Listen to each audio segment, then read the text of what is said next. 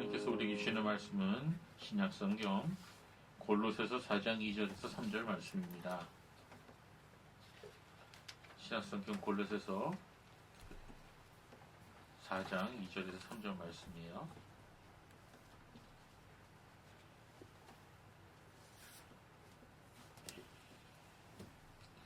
네, 우리 하나님 말씀을 우리 함께 공독하겠습니다. 4장 2절에서 3절 말씀을 함께 공독하겠습니다. 시작. 기도를 계속하고 기도에 감사함으로 깨어있으라. 또한 우리를 위하여 기도하되 하나님이 전도할 문을 우리에게 열어주사 그리스도의 비밀을 말하게 하시기를 구하라. 내가 이 일 때문에 매임을 당하였노라. 아멘. 네, 오늘 바른 기도 생활이란 무엇인가 라는 제목으로 우리 함께 주의 말씀을 듣겠습니다. 저는 오늘부터 몇 주간에 걸쳐서 기도하는 사람들의 바른 자세가 무엇인지 여러분에게 말씀드리고자 합니다. 여러분 지난 한 주간 동안 기도 생활을 하셨겠죠? 여러분의 기도 생활이 어떠셨습니까? 자, 사람들이 흔히 기도를 영혼의 호흡이라고 말을 하죠. 사람이 숨을 참고 살 수 없듯이 기도하는 삶이 끊어지게 되면 영혼이 죽어 있는 것과 마찬가지의 상태가 된다는 것입니다. 자, 여러분 지금부터 제가 시작할 테니까 숨을 참아 보세요. 누가 1등 제일 오래 참은지 보겠습니다. 한번 해볼까요? 예, 그냥 했다고 치고, 예, 여러분 사람이 10분 이상 참을 수 있을까요? 아니요. 예, 10분 이상 참으면 어떻게 되죠? 돌아가시죠. 예, 사람이 숨을 참고는 살 수가 없습니다. 이게 우리가 잘 모르고 너무 당연하게 생각하고 살아가는 것 중에 하나죠. 이 공기가 얼마나 감사한지 몰라요. 이 지구 위에 공기가 있다는 게 하나님께서 우리가 호흡하고 살 수 있도록 이 공기를 만드셨는데 이 공기의 배합 또한 굉장히 중요해요. 산소가 더 많았거나 또 산소가 더 적었거나 이런 건 또 곤란한 거죠. 수소, 질소 이런 것들이 배합이 정확하게 되기 때문에 우리가 지금 이렇게 숨을 쉬고 살 수가 있는 것입니다. 자, 기도를 영혼의 호흡이라고 한 이유는 기도가 끊어지면 우리가 숨을 참으면 죽듯이 기도가 끊어지면 영혼이 죽어 있는 것처럼 돼버린다. 예, 어떤 사람이 하루 종일 숨을 참고 있다가 1시간 동안 하루 동안 마실 공기를 다 한꺼번에 마시는 사람이 있어요, 없어요? 예, 그건 불가능하죠. 그렇게 살 수가 없습니다. 마찬가지로 기도도 똑같아요. 여러분 기도도 한동안 하지 않고 미뤄놓다가 한꺼번에 하는 분이 있는데 그건 굉장히 어리석은 것입니다. 그건 좋은 기도 생활이 아니에요. 또한 어떤 사람은 기도에 대한 이론이 빠삭합니다. 기도에 대한 책을 수십 권 읽었어요. 기도에 대해서 이론적으로 너무 잘 알아요. 강의도 할 수 있어요. 그런데 실제로 기도 안 해요. 그 사람 기도에 대해서 아는 거예요, 모르는 거예요? 모르는 거예요. 그런 사람은 기도에 대해서 거리가 먼 사람입니다. 예수님께서도 이 땅에 계실 동안에 기도 매일 하셨죠. 자, 우리 말씀 하나 읽어볼까요? 마가복음 1장 35절 간지 있어요. 시작. 새벽까지도 밝기 전에 예수께서 일어나다가 한적한 곳으로 가서 거기서 기도하셨다. 예수님이 새벽에 기도하셨다고 말씀하고 있습니다. 이것은 하루만 이렇게 하신 게 아니고요. 매일 그렇게 기도하신 거예요. 자, 베드로나 요한 같은 사도들도 매일 시간을 정해놓고 3번 기도했다고 말씀하고 있습니다. 자, 사도행전 3장 1절을 우리 같이 읽어볼까요? 시작. 제9시 기도 시간에 베드로와 요한이 성전에 올라갔습니다. 여기 9시는 몇 시일까요? 우리나라로. 오후 3시를 얘기합니다. 오후 3시. 그래서 유대인들은요, 아침 9시, 낮 12시, 오후 3시 이렇게 하루에 3번 기도를 했다고 해요. 자, 사도 바울도 항상 기도에 힘쓰라고 말씀하셨죠? 데살로니가전서 5장 16절 18절 너무나도 유명한 구절입니다. 항상 기뻐하라, 쉬지 말고 기도하라, 범사에 감사하라. 이것이 그리스도 예수 안에서 너희를 향하신 하나님의 뜻이니라. 자, 이거 말고도 우리 신구약 성경에는 기도에 대한 이야기가 굉장히 많이 나옵니다. 그 말은 하나님을 아는 사람이라면, 하나님을 믿는 사람이라면 기도하는 사람이다. 이렇게 말을 할 수 있는 것이죠. 이처럼 기도하는 생활은 우리가 이 세상에서 살아있는 동안 매일 계속되어야 하는 것입니다.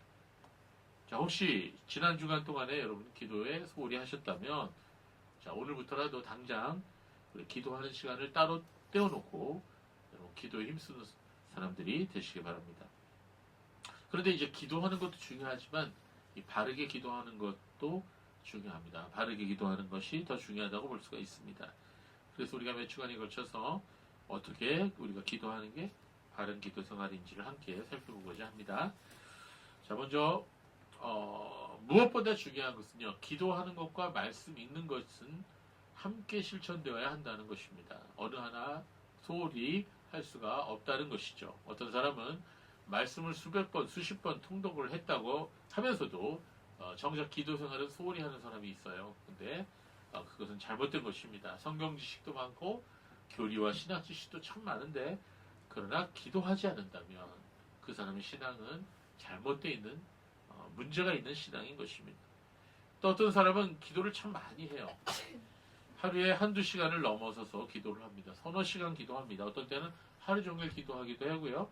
금식 기도도 하고 철야 기도도 하고 산 기도도 한다고 해요. 자, 굉장하죠? 아주 신령해 보입니다.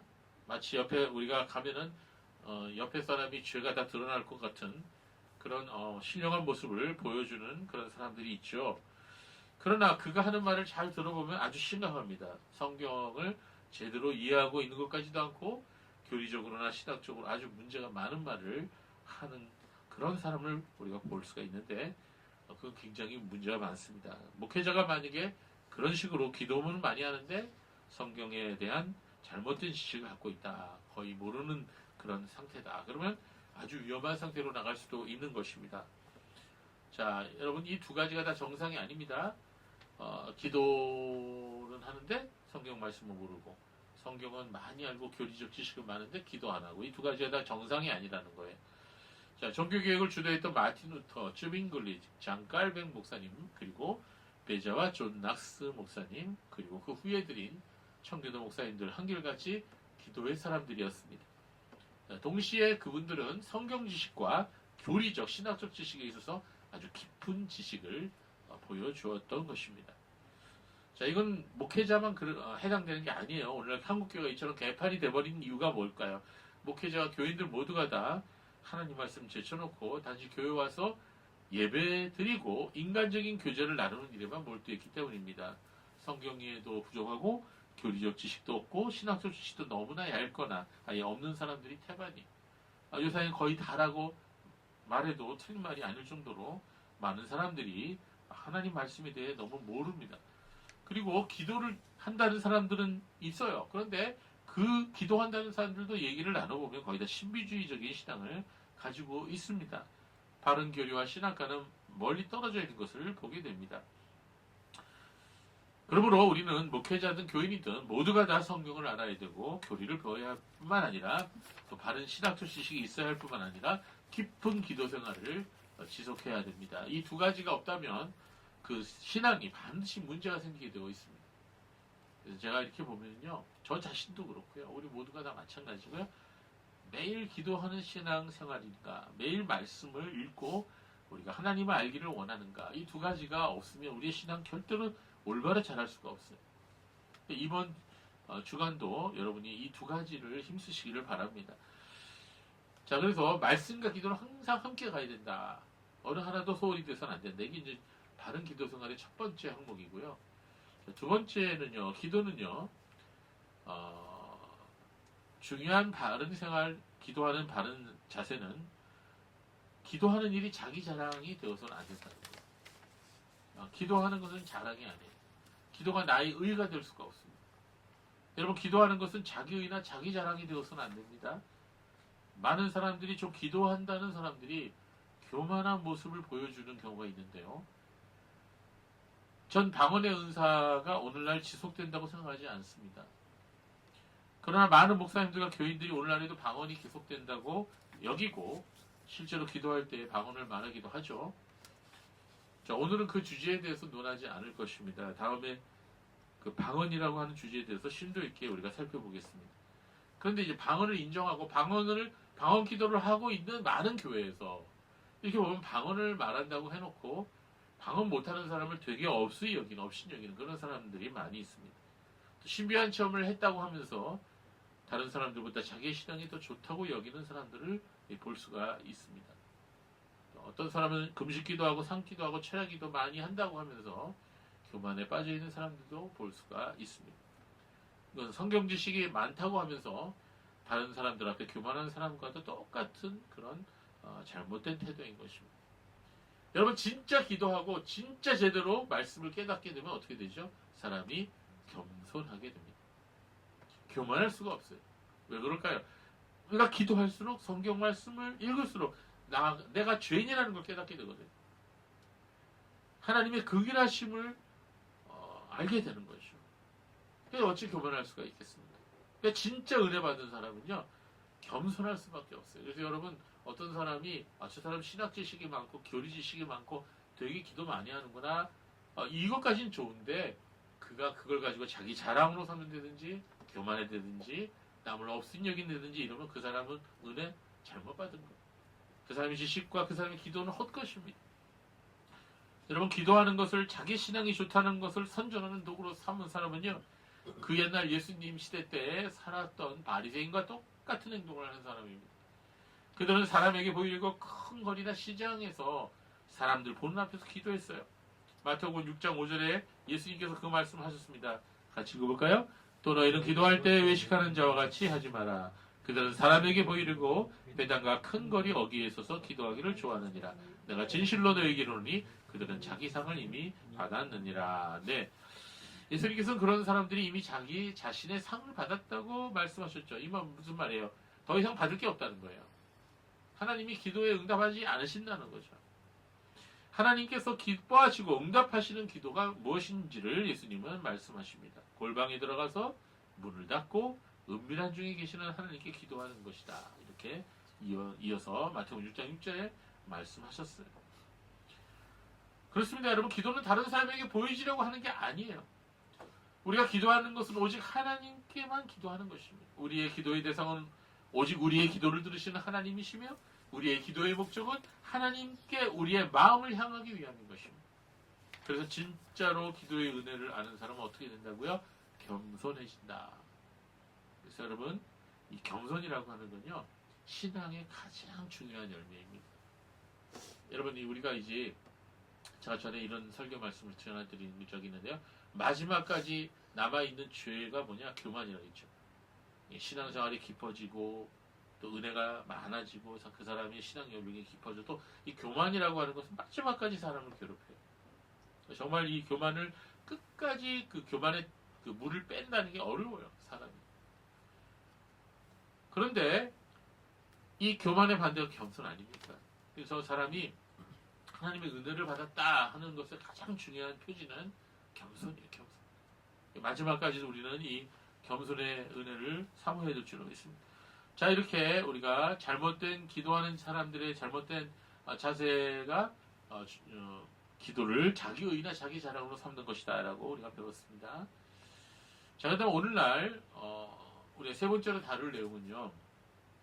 요새 많은 교회나 성교단체에서 중보기도라는 말을 자주 사용합니다. 여러분 들어보셨어요? 중보기도 여러분도 사용하신 적 있죠? 그래서 중보기도, 중보기도자, 중보기도 학교, 중보기도 모임, 중보기도를 너무나 많이 남용하고 있죠. 이 말을 유튜브 들어가 보세요. 얼마나 많은지 몰라요. 더 나아가서 이 중보기도자를 마치 엘리트 집단인 것처럼 격상시켜서 부르는 경우도 있습니다. 그러나 이는 매우 잘못된 표현이며 잘못된 사용인 것입니다. 우리가 말하는 이 중보기도는 어떤 뜻으로 사용되죠? 여러분 중보기도가 무슨 뜻이에요? 어떤 기도입니까? 예, 다른 사람을 위한 기도죠. 타인을 위한 기도예요. 또는 나라와 민족, 그러니까 다른 우리가 어떤 단체나 국가와 민족을 위해서 또 어떤 사람을 위해서 하는 기도가 중보기도라 이런 의미로 사용되고 있습니다. 그러나 여러분 엄밀히 말해서 성경적으로 중보할 수 있는 자는 하나님과 사람 사이를 중보할 수 있는 분은 오직 우리 주 예수 그리스도 한 분뿐이세요. 그래서 중보기도 또한 예수님께서 하실 수 있는 기도예요. 그럼 우리가 이 단어 중보기도라는 말을 아무렇게나 사용해서는 안 될 것입니다. 그래서 중보기도 또한 예수님께서 하실 수 있는 기도인 것입니다. 중보기도 대신에 우리가 사용할 수 있는 좋은 단어가 있죠. 그것은 바로 도고라는 단어예요. 도고라는 단어입니다. 이 도고 단어 좀 생소합니까? 뭐라고요? 도고. 여러분, 도고는 다른 사람을 위해 하는 기도를 의미하는 용어예요. 우리가 하나님과 기도 대상자를 중재하려는 기도가 아니라 그 사람을 위해서 하나님께 기도한다는 뜻이 바로 도구예요. 자, 도구가 성경에 나와요? 예, 나오죠. 디모데전서 2장 1절에 나와요. 한번 읽어볼까요? 시작. 그러므로 내가 첫째로 권하노니 모든 사람을 위하여 간구와 기도와 감사를, 도구와 감사를 하되. 여기 도구 나오죠? 예, 이 도구라는 게 무슨 뜻이냐? 기도라는 뜻인데 특별히 다른 사람을 위해서 하는 기도를 도구라 그래요. 자, 여기 헬라어로는요, 엔투크시스라고 하는 단어를 썼는데요. 이 엔투크시스는요, 누구를 만나다 또는 누구에게 가서 청원하다, 이런 의미의 뜻인 엔팅카노라고 하는 헬라어에서 파생된 말이에요. 엔팅카노. 그러니까 내가 왕에게 가서 왕이시여, 우리 부모님이 있는데 우리 부모님이 지금 매우 공경에 빠졌습니다. 좀 도와주십시오. 이렇게 청원하는 거예요. 예, 이게 바로 엔팅카노인데 여기서 나온 말이 엔티크시스, 즉 도고란 뜻입니다. 이는 다른 사람을 대신해서 왕이신 하나님께 간구하고 청원하는 그런 기도를 의미하는 거예요. 그래서 이 좋은 단어 도고라는 단어가 있는데 우리 중보기도라는 단어를 우리는 사용해서는 안 되겠습니다. 중보기도는 예수님께서 하시는 거니까. 그래서 우리는 중보기도 또는 중보기도자라는 표현을 다른 사람이나 기관이나 국가를 위해 기도할 때 사용하지 말고 이 도구라는 단어를 사용해야 됩니다. 네, 이게 이제 기도할 때 우리가 흔히 범하는 실수 중에 대표적인 게 바로 이 중보기도라는 단어를 사용하는 것이어서 잠깐 살펴봤습니다. 자, 그다음 오늘날 이게 기도에 대해서 말하는 분들 중에 보면은 이제 듣는 기도를 강조하는 분들이 있고 또 하나님 음성 듣기에 대한 훈련을 해야 된다 이렇게 말하는 분들이 있는데 이거 굉장히 위험한 것입니다. 저는 지금 잠깐 여러분하고 이 듣는 기도와 하나님 음성 듣기에 대해서 생각을 해보겠습니다. 오늘날 유행병처럼 번지고 있는 하나님 음성 듣기의 유혹을 우리는 주의해야 됩니다. 유튜브에 올라와 있는 소위 유명하다고 하는 교회 목사님들의 설교를 들어보면요. 제가 하나님의 음성을 오늘 들었어요. 제가 오늘 일어나자마자 이빨을 닦는데 하나님께서 갑자기 이렇게 말씀하셨습니다. 뭐 이렇게 말하는 분들이 있어요. 유명한 분들입니다. 아주. 자, 이는 성경 말씀을 읽다가 하나님의 뜻을 발견하고 이해했다는 의미가 아니에요. 그런 의미에서 한 얘기가 아닙니다. 하나님의 음성을 마치 사람이 내게 말하듯이 들었다는 그런 의미예요. 어떤 사람은 사람의 음성은 아니지만 직관적으로, 여러분 여기서 직관이라는 단어를 주의하세요. 직관적으로 자신에게 하나님께서 말씀하셨다는 것을 깨닫고 그것이 하나님의 음성이다라고 말하는 분들도 있습니다. 자, 사람의 음성처럼 들었든지 아니면 머릿속에 직관처럼 깨달아서 그게 하나님의 음성으로 받아들였든지, 여러분 이 하나님의 음성을 들었다는 표현은 아주 위험한 것입니다. 자, 세계적인 예언 사역자라고 자타가 공인하는 그런 여인이 있어요. 이름이 신디 제이콥스인데요. 이 거짓 선지자입니다. 이 신디 제이콥스가 자신이 하나님의 음성을 듣는다고 항상 말하죠. 그 예언을 해요. 예언을. 자, 베스트셀러 마지막 신호라는 책을 출판해갖고 한국 교회의 인기 강사가 되었다가 지금 불륜 사건이 터져갖고 아주 창피를 당한 거짓 선지자 사기꾼 데이비드 차라는 사람 있죠. 자, 이 사람도 하나님 음성을 듣는다고 매일 말했어요. 자, 이들 말고도 오늘날 수없이 많은 사람들이 자신들이 하나님의 음성을 듣는다고 말하고 있습니다. 자, 여러분 혹시 내려놓음이라는 책 읽으신 적 있어요? 보신 적 있어요? 예, 아주 유명한 책입니다. 이 책으로 유명해진 이용규 선교사라는 분이 있습니다. 이분 공부 많이 했어요. 하버드에서 공부했고. 자, 그런데 이분이 뭐라고 말했느냐. 우리는 20세기와 21세기 사람이라고 생각합니다. 그런데도 사도행전의 아나니아에게 주어진 것처럼 뚜렷한 방향을 암시받을 때가 있습니다. 너는 일어나서 곱게 뻗은 길로 가라. 이런 음성을 듣는 것처럼 말입니다. 자, 아나니아가 성령께서 그렇게 말씀하셔서 사도 바울에게 찾아갔죠. 물론입니다. 하나님께서 살아계시죠. 인간의 일에 관여하고 계시다면 이게 이용규 선교사의 말입니다. 어째서 오늘날도 그분의 목소리가 들릴 수 없겠습니까? 받아들여질 수 없겠습니까? 하나님을 오늘의 선생님의 예언자로 알고 믿는 모든 이들에게 그 음성은 들릴 수 있습니다. 또한 실제로 들립니다. 자, 이용기 선교사는 자기가 하나님 음성을 맨 듣는다는 말을 지금 하고 있는 거예요. 자, 그런데 이런 말들을 퀘이커 교도인 리차드 포스터의 글에서도 자주 보이는 말이죠. 여러분, 리차드 포스터라고 하는 사람이 있는데 이 사람이 우리 한국 기독교에 굉장히 유명해졌어요. 자, 이 사람의 책 저도 몇 권 읽어봤는데요. 자, 이분이 퀘이커 교도예요. 여러분, 퀘이커가 왜 퀘이커인 줄 아세요? 퀘이크라는 말이 무슨 뜻입니까? 영어로 진동한다는 뜻이죠. 지진이 퀘이크 아닙니까? 왜 퀘이커 교도를 퀘이커 교도라고 그러냐면 이 사람들이 기도하다가요 갑자기 번개같이 스치는 그런 어떤 계시 같은 그런 느낌을 받을 때 막 몸을 떨어요. 이 퀘이커 교도들이 보면은 거기서 막 몸을 떱니다. 그래서 그 사람들을 떤다 그래갖고 퀘이커 교도라고 그런 거예요. 자, 그런데 그들이 들었다고 하는 하나님의 음성은요 성경에서 말씀하신 하나님의 음성이 아닙니다. 그들은 성경을 그릇 인용하죠. 그들은 하나님의 음성 듣기 그러니까 훈련을 통해서 가능하다고 말해요. 자, 리차드 포스터는 퀘이커 교도라고 했습니다. 그의 책에서 토마스 머튼이라는 사람을 여러 차례 언급하는데요. 이 토마스 머튼이 누굽니까? 그는 관상기도를 퍼뜨린 사람입니다. 아주 위험한 사람이에요. 그는 불교의 빛으로 기독교를 이해한다고 스스로 말하는 사람이에요. 그들은 침묵과 떨림을 강조하는데 이것을 다 신비한 체험이라고 말합니다. 자, 이게 기독교가 말하는 체험이에요? 이게 성경이 말하는 체험이에요? 아니에요. 여러분, 퀘이커 교도도 이단이에요. 이러한 리차드 포스터와 토마스 머튼을 열심히 홍보하는 사람들이 오늘날의 그 유명한 교회 목사들 중에 선한목자교회 유기성 목사와 지구촌교회 이동원 목사예요. 제가 굉장히 조심해야 됩니다. 그리고 예수전도단의 조이도 우슨과 홍성건 목사가 하나님 음성 듣기를 엄청나게 강조하죠. 자, 이런 사람들의 제자들이 하는 짓이 김미진 간사라는 사람, 왕의 재정 이런 거 글을 써갖고 사람들 미혹하잖아요. 거기에 보면 하나님 음성 듣는단 말이 엄청나게 많이 나와요. 자, 우리가 이 문제에 대해서 나중에 더 자세하게 다루게 될 것입니다. 여러분, 하나님의 음성 듣기는 매우 위험한 미혹입니다. 우리는 열심히 기도해야 됩니다. 그러나 하나님 음성 듣기와 같은 거짓된 비성경적인 가르침에 미혹되어서는 아니 될 것입니다. 또한 많은 거짓 선생들이 듣는 기도를 강조합니다. 듣는 기도를 강조한 사람 중에 너무나 유명한 사람이 있는데요. 마더 테레사예요. 여러분 누군지 아시죠? 테레사 수녀. 이 테레사 수녀가 미국을 방문해서 CBS 방송에 유명한 댄 레더라는 유명한 앵커가 있어요. 이 사람의 프로그램에 출연했어요. 자, 방송국 스튜디오를 찾은 마더 테레사에게 앵커가 이렇게 묻습니다.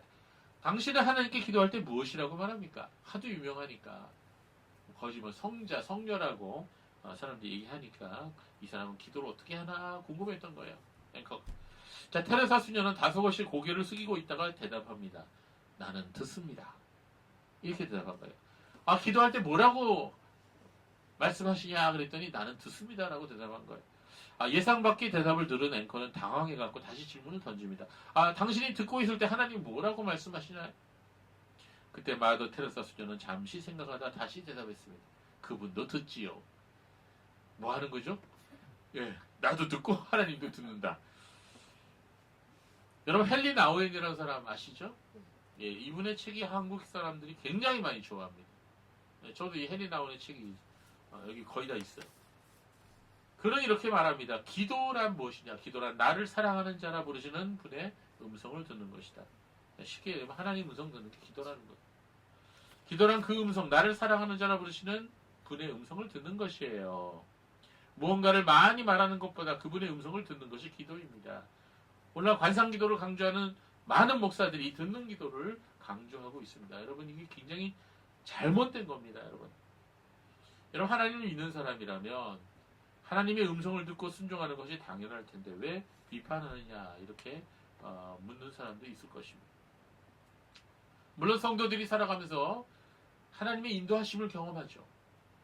기도하며 마음속에 떠오르는 내적 확신이나 깨달음이 있을 수가 있습니다. 이건 뭐 잘못된 거 아닙니다. 어떤 경우에는 아주 매우 강하게 다가오는 그런 어떤 영적인 느낌도 우리가 경험할 수 있어요. 자, 이러한 체험은 성도들이 경험할 수도 있고 체험할 수도 있다고 생각합니다. 그러나 그런 게 아니고 시시때때로 들려오는 사람의 음성과도 같은 그런 구체적인 하나님의 지시가 음성으로 생각으로 다가온다고 말하는 그런 주장은 결코 성경적인 주장이 아닙니다. 그것은 사람이 자기의 욕심을 따라 듣고 싶은 자기의 마음속의 속삭임을 듣는 것이고 더 나아가 사단의 미혹에 넘어가는 것입니다. 성경은 우리가 기도할 때 하나님의 음성을 듣는 것이 아니라 하나님께 말씀드리라고 말씀하십니다. 빌립보서 4장 6절에 아무것도 염려하지 말고 오직 다만 모든 이의 기도와 간구로 너희 구할 것을 감사함으로 하나님께 아뢰라. 말씀드리라 그랬어요. 말씀드리라. 기도는 말씀드리는 거예요. 예수님께서는 구하라 그리하면 받으리라고 마태복음 7장 7절에 말씀하셨어요. 시편에서는 하나님께 너희 마음을 터해내라고 말씀하셨습니다. 시편 62편 8절 말씀 보십시오. 백성들아 시시로 그를 의지하고 그의 앞에 마음을 토하라. 하나님은 우리의 피난처시도다. 자, 성경은 우리가 기도할 때 하나님께 말씀드리라 그랬어요. 하나님 우리의 기도를 들으시는 분이십니다. 그럼 우리는 기도하면서 하나님께 말씀드려야 돼요. 그리고 하나님께서는 구약에서나 신약의 사도시대 때처럼 음성으로 말씀하시지 않습니다. 이제는 기록된 말씀을 통해서 당신의 거룩한 뜻을 우리에게 전하고 계십니다. 그리고 또한 우리의 삶 속에서 하나님의 섭리의 손길을 통해 우리를 인도하고 계시는 것입니다. 그래서 우리는 요사이 많은 교회와 목사들이 말하는 것과 같이 듣는 기도를 해야 한다. 또 하나님 음성 듣기를 훈련해야 된다라고 하는 식의 미혹을 우리는 주의해야 하는 것입니다. 우리가 기도하는 것도 중요하지만 바르게 기도하는 게 더 중요해요. 우리가 성경을 읽는 것이 중요하지만 성경을 바르게 이해하고 적용하는 것이 더 중요한 것처럼 기도도 잘못된 기도를 해서는 안 되는 것입니다. 자, 그래서 제가 지금 잘못된 기도 몇 가지를 말씀드렸죠? 기도를 자기 의로 삼아서는 안 된다. 자기 자랑으로 삼아서는 안 된다. 사람에게 보이려고 하는 기도가 되어서는 안 된다. 말씀드렸죠? 자, 기도하면서 듣는 기도 강조하고 하나님 음성 듣기를 강조하면 안 된다고 말씀드렸습니다.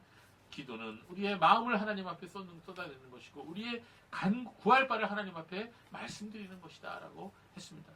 우리가 하나님 앞에 이렇게 기도할 때 우리가 잘못된 기도에 빠지지 않도록 주의해야 됩니다. 자, 마지막으로 우리가 한 가지 더 말씀드리자면 우리가 기도할 때 자신의 뜻대로가 아니라 하나님 아버지의 뜻대로 기도해야 한다는 것입니다. 많은 사람들이 자신들의 탐욕을 따라서 하나님께 구합니다. 그러나 이러한 기도는 응답받지 못한다고 야고보서 4장 2절 3절에 말씀하셨어요. 같이 읽어볼까요? 시작. 너희는 욕심을 내어도 얻지 못하며 살인하며 시기하여도 능히 취하지 못하므로 다투고 싸우는도다. 너희가 얻지 못하면 구하지 아니하기 때문입니다. 구하여도 받지 못하면 정욕으로 쓰려고 잘못 구하기 때문이다. 아멘. 제가 옛날에 여의도 순복음교회 고등부 성가대에 있었을 때의 일입니다. 그때 1년에 한 번씩 총신대에서 총회신학대학원에서 그 전국 고등학교, 고등부, 교회이죠, 교회. 고등부 성가대 경영대를 했어요. 제가 있었던 여의도 순복음교회 그 성가대도 해마다 나갔습니다. 거기 영락교회도 나오고 유명한 교회, 충영교회 다 나와요. 교단을 그때 상관하지 않고. 근데 그때 우리가 어떻게 했습니까? 1등 해야겠다고 30일 금식 기도를 했단 말이에요. 30일 동안 밥을 하나도 안 먹었다는 게 아니라 누구는 아침을 안 먹기로 하고 누구는 점심을 안 먹기로 하고 이런 식으로 표를 짜갖고 우리가 30일 금식 기도를 했단 말이에요. 뭐 때문에? 성가경연대회에서 1등 하려고. 자, 그런데 영락교회에서도 기도했을까 안 했을까? 했겠죠. 자, 하나님 고민스러우실 거예요. 누구에게 기도를 들어주겠다나? 자, 우리가 이와 같은 기도를 잘못된 기도라고 하는 거예요. 자, 우리가 이 성가경연대에 나와서 우리가 하나님께 영광을 돌리게 해주세요. 자, 우리의 마음을 다해서 하나님을 사랑하는 것을 표현하게 해주세요. 이렇게 기도하는 것이 올바른 거겠죠? 그러나 우리가 1등하게 해주세요. 이건 아니잖아요. 그렇죠? 자, 어떤 교회가 분란이 일어났어요. 그래갖고 두 교회로 갈려졌어요. 1층에서는 A교회가 예배드리고 2층에서는 B교회가 예배드립니다. 서로 싸우고 어떤 때는 치고받고 경찰이 막 출동하고 그래요. 자, 이 교회 성도들이 서로를 미워하면서 하나님께 기도합니다. 하나님, 저 교회 망하게 해주세요. 이게 바로 욕심으로 정욕으로 잘못 쓰려고 구하는 기도예요. 하나님 들어주실까 안 들어주실까? 이런 기도는 가증한 기도예요. 여러분 우리가 기도를 할 때 하나님의 뜻대로 하는 기도를 해야 돼요. 예수님께서는 겟세마네 동산에서 십자가에 달리기 직전 이렇게 기도하셨습니다. 조금 나아가사 얼굴을 땅에 대시고 엎드려 기도하여 이르시되 내 아버지여 원할 만일 할 만하시거든 이 잔을 내게서 지나가게 하옵소서. 그러나 나의 원대로 마옵시고 아버지의 원대로 하옵소서 하시고. 자, 예수님은 하나님의 아들이십니다. 하나님이십니다. 동시에 또한 인간이십니다. 여기 이 마태복음 26장 39절의 말씀은 예수님의 인간 되심을 가장 잘 표현해주는 구절이라고 저는 생각합니다. 예수님 인간으로서 이 십자가 얼마나 아픕니까? 얼마나 고통스럽습니까? 인간이 당하는 모든 사형 방법 중에서 십자가형이 가장 잔인하다고 그러잖아요. 가장 고통스럽다는 거죠. 예, 가장 여러분 인간이 당하는 형벌 사형 방법 중에서 가장 깔끔하고 짧게 끝나는 게 뭘까요? 교수형, 총살형, 이렇게 가장 깔끔하게 단두대형 이렇게 가장 깔끔하게 끝나는 거예요, 여러분. 겉으로 보면 좀 무섭죠. 그런데 십자가형은요 최소한 12시간 이상 지속돼서 어떤 경우에 3일 동안도 이게 죽지 못하는 거예요. 근데 가장 커다란 인간이 당할 수 있는 모든 고통을 다 당한다는 겁니다. 여러분 예수님 그래서 이 잔을 내게서 지나가게 하옵소서 이렇게 기도했어요. 주님 이 십자가형 말고 다른 방법은 안 되겠습니까? 이게 기도한 거죠. 그러나 주님은 이렇게만 기도한 게 아니고 그러나 나의 원대로 마옵시고 아버지의 원대로 하옵소서. 예수님의 바람보다는 하나님의 바람대로 하게 하옵소서 이렇게 기도했습니다. 이게 참 가장 인간적인 기도이면서 또 하나님 아버지를 향한 온전한 믿음을 가장 잘 표현해주는 그런 기도다라고 생각합니다. 자, 그렇습니다. 하나님께서는 하나님의 뜻대로 구하는 기도에 응답하십니다. 이거 요한일서 5장 14절은 너무나 중요하기 때문에 우리가 암송하면 좋겠어요. 같이 읽어봅시다. 시작. 그를 향하여 우리의 가진 바 담대함이 이것이니 그의 뜻대로 무엇을 구하면 들으십니다. 아멘. 저도 그동안에 이제 신앙생활을 뒤돌아보면요. 하나님의 영광을 위해서 기도하는 것은 너무너무 금방 응답이 되더라고요. 너무너무 잘 응답이 되는데 제 욕심을 가지고 좀 제가 원하는 기도를 했을 때 그 기도 잘 응답이 안 돼요. 네, 성경 말씀대로 그대로 이루어지는 것을 제가 경험을 많이 했습니다. 자, 우리가 하나님의 뜻을 알려면 그러면 어떻게 해야 되죠? 우리가 어떻게 해야 하나님의 뜻을 알고 하나님의 뜻대로 기도할 수 있을까요? 그것은 하나님의 신구약 성경에 나와 있는 말씀을 부지런히 읽으면 돼요. 그래서 우리가 기도하고 말씀을 서로 떼어내어야 떼어낼 수가 없는 것입니다. 자, 오늘은 제가 여러분과 함께 기도하는 사람의 바른 자세에 대해서 살펴보았습니다. 어떠한 기도가 하나님께서 기뻐하시는 기도요, 어떠한 마음 자세로 우리가 기도해야 하는지를 우리가 함께 살펴보았습니다. 자, 오늘날 현대인들은요, 전기가 절대로 필요합니다. 전기에 의존하는 삶을 살고 있죠. 예, 여러분 전기가 없으면요, 우리의 스마트폰이고 우리의 모든 전자기기뿐만 아니라 보일러도 못 돌려요, 빨래도 못 합니다, 밥도 못 짓고요. 자, 우리는 전기가 없으면 참 우리가 살기 힘들죠. 예, 저기 석기 시대로 돌아가는 거예요. 자, 전기가 끊어지면 우리 일상생활이 다 멈추게 됩니다. 그래서 중요한 기관들과 큰 병원들은 뭘 가지고 있죠? 예, 자가 발전 시스템이라는 걸 가지고 있어요. 자, 이게 뭡니까? 전기가 갑자기 끊어졌을 때, 단전됐을 때, 사람이 죽을 수도 있는 거예요. 종합병원에서는. 그렇죠? 예. 자, 사회도 혼란스러워지더. 신호등이 안 들어오면 어떻게 돼요? 막 빵빵빵빵 쾅쾅쾅 교통사고 나겠죠. 그래서 이 중요한 기관이나 병원들은 자가발전 시스템이 있습니다. 전기가 끊어짐과 동시에 그 자가발전 시스템이 자동적으로 발전을 해서 전기를 생산해냅니다. 자, 이것이 없느냐 있느냐에 따라서 목숨이 오갈 수도 있는 것입니다. 자, 여러분 우리가 타오르는 모닥불에서 한 나뭇가지를 꺼냈을 때 그 나뭇가지가 계속 타오르느냐 아니면은 금방 꺼져서 연기 나느냐, 그 둘 중에 하나죠. 전에도 제가 이 비유를 말씀드렸는데요. 자, 어떤 모닥불에서 나뭇가지 하나를 꺼냈을 때 그 나뭇가지가 계속해서 활활 타오를 수 있다면 그 나뭇가지는 다른 나뭇가지에 불길을 전달할 수도 있죠. 자, 신앙생활이 이와 같아요.